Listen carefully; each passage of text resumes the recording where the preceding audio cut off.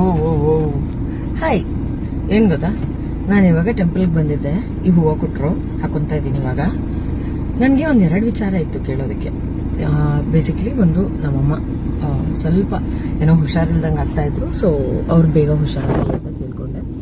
ಅದಾದ್ಮೇಲೆ ಆಕ್ಚುಲಿ ಈ 2ನೇದೇ ನಾನು ಮೊದಲನೇ ಸತಿಗೆ ಕೇಳಿದ್ದು ನಮ್ಮ ಆಂಜನೇಯನ ಹತ್ರ.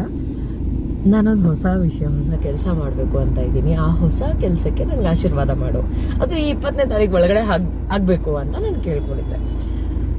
ಸೊ ದೇವ್ರು ನನಗೆ ಹೂವು ಕೊಡೋದ್ರ ಮೂಲಕ ನನಗೆ ಆಶೀರ್ವಾದ ಮಾಡಿದ್ದಾರೆ ಅಂತ ನಾನು ಬಿಲೀವ್ ಮಾಡ್ತಾ ಇದ್ದೀನಿ. ಐ ಹೋಪ್ ಈ ಥರ ಕೇಳೋದ್ರಿಂದ ನಮಗೊಂದು ಮನಸ್ಸಿಗೆ ನೆಮ್ಮದಿನೂ ಸಿಗುತ್ತೆ ಆ್ಯಂಡ್ ಇನ್ನೊಂದು ಎನ್ಕರೇಜ್ಮೆಂಟ್ ಸಿಕ್ಕಂಗಾಗುತ್ತೆ. ಯಾಕಂದರೆ ಜನರಂತೂ ನಮ್ಗೆ ಎನ್ಕರೇಜ್ ಮಾಡಲ್ಲ, ಸೊ ನಮಗೆ ಸಪೋರ್ಟ್ ಮಾಡ್ತಾರೆ ಅನ್ನೋದು ಅಷ್ಟರಲ್ಲೇ ಇರುತ್ತೆ. ದೇವರ ಆಶೀರ್ವಾದ ತುಂಬ ಮುಖ್ಯ. Thank you Anjaneya.